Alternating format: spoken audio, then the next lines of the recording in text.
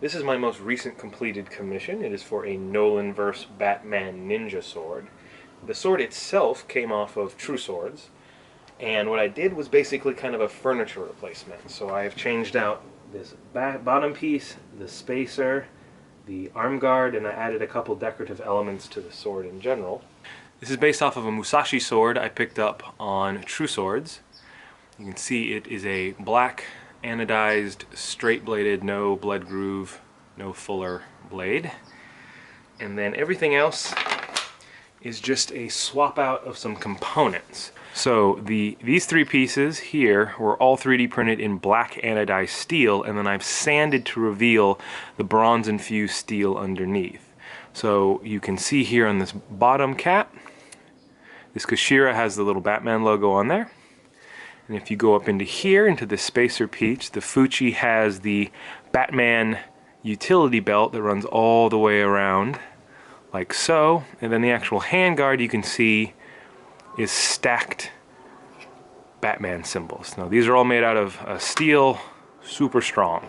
Now the other parts, these little decorative pieces here and the handles, and then this main chunk up here, these were actually 3D printed in plastic, specifically because this piece would have been almost $400 to print in metal, but we can just imagine they're metal.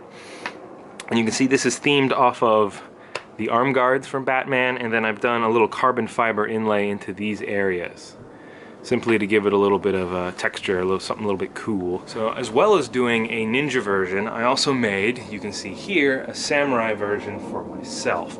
Now the basic idea is the same thing. I did swap out pieces and a couple 3D printed plastic pieces. The only difference on this one being, you can see I have a more rounded Kashira down here on the bottom, just to match with the samurai look.